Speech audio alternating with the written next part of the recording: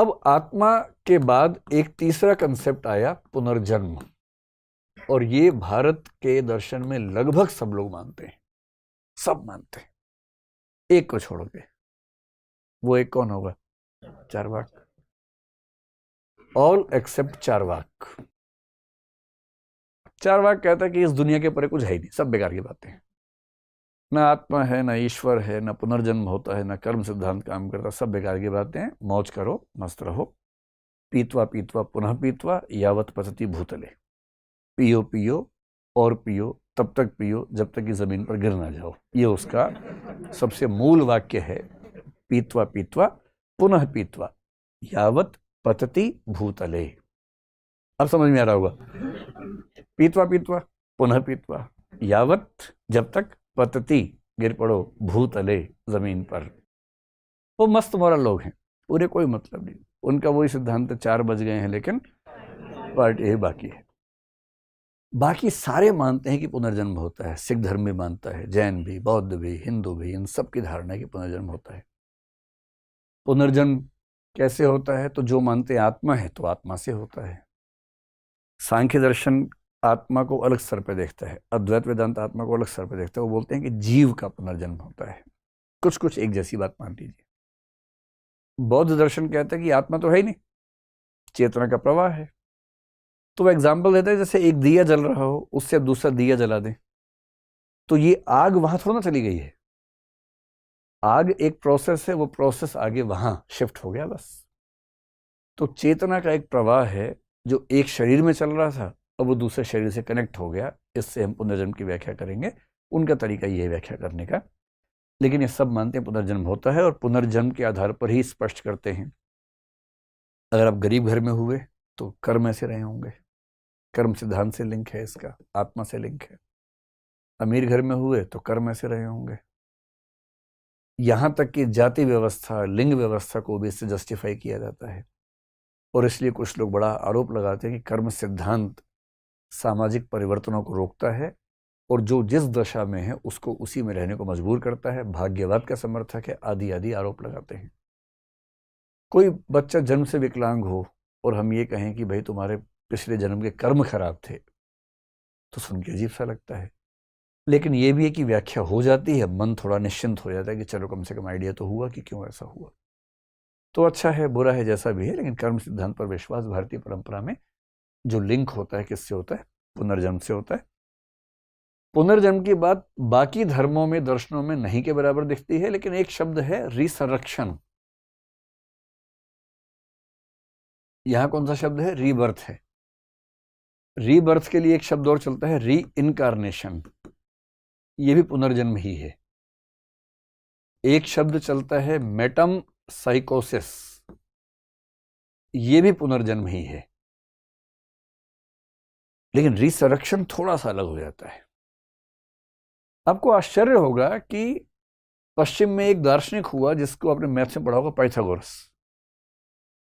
Pythagoras पुनर्जन्म का समर्थक था, बहुत बड़ा दावा करता था कि पुनर्जन्म होता है। प्लेटो और सोक्रेटिस ने, सुकरात ने पुनर्जन्म के समर्थन में कुछ कुछ एग्जाम्पल्स कोट किए हैं, कुछ कुछ बातें कही हैं। पाइथागोरस तो बड़ा समर्थक था। क्रिश्चियनिटी समर्थन नहीं करती है, और ये सब लोग क्रिश्चियनिटी से पहले के हैं, ये ईसा पूर्व के हैं ना। तो क्रिश्चियनिटी तो ईसा के बाद हुई। ईसा पश्चात में एक व्यक्ति हुआ ब्रूनो नाम का, जी ब्रूनो, इटली में था।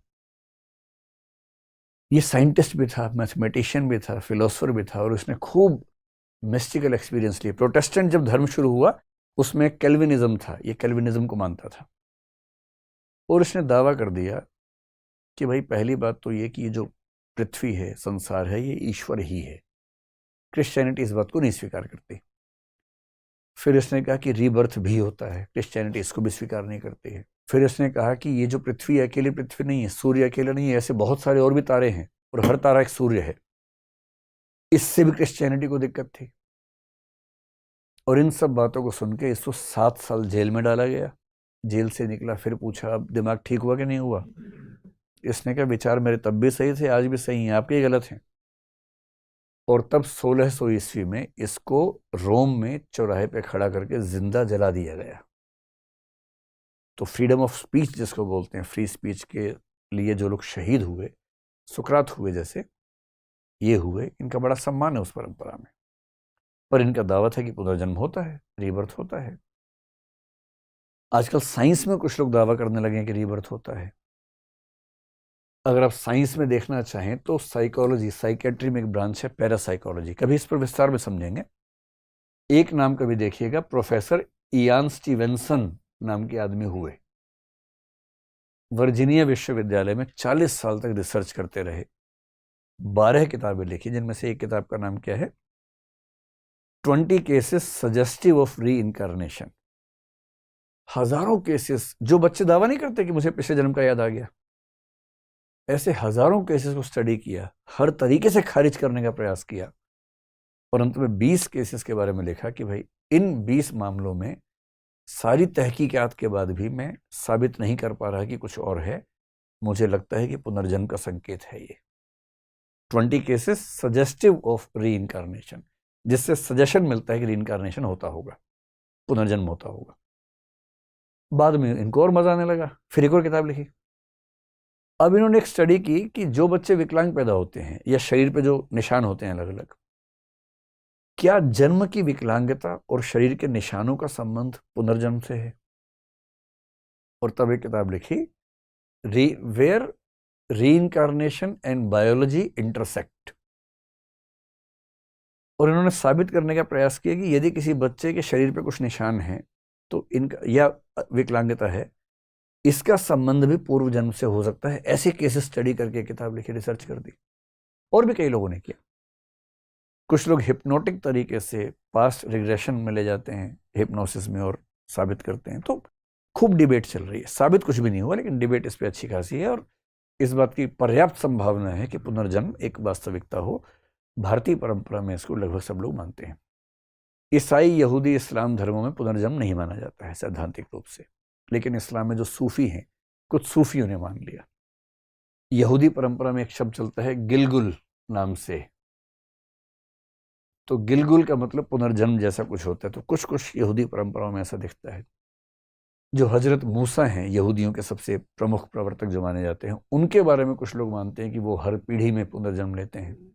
ईसा मसीह का आपको ध्यान होगा, जब ईसा मसीह को सूली पर टांगा गया, उसके तीसरे दिन वो फिर उठ खड़े हुए थे, है ना। गुड फ्राइडे को ऐसा हुआ, फिर ईस्टर के दिन वो उठ खड़े हुए। उसको बोलते हैं रिसरेक्शन। रिसरेक्शन का मतलब उसी शरीर में पुनः आ जाना। पुनर्जन्म का मतलब क्या है? किसी और शरीर में चले जाना। रिसरेक्शन, सरक मतलब उठना, पुनः उसी शरीर में चेतना जाए और उठ खड़ा हो। और इसलिए इन तीनों धर्मों में जब कोई मर जाता है उसको जमीन में गाड़ते हैं। विश्वास क्या है कि जब न्याय का दिन होगा, कयामत का दिन होगा, उस दिन उसी शरीर में चेतना लौटेगी और ये शरीर उठ खड़े होंगे। तो रिसरेक्शन की फिलॉसफी इन धर्मों में चलती है, लेकिन रीबर्थ नहीं है, मतलब वो बार बार जन्म लेंगे ऐसा नहीं है। एक ही जन्म है, उसी जन्म में जब मृत्यु होगी तो चेतना आके उसी शरीर को जीवित करेगी।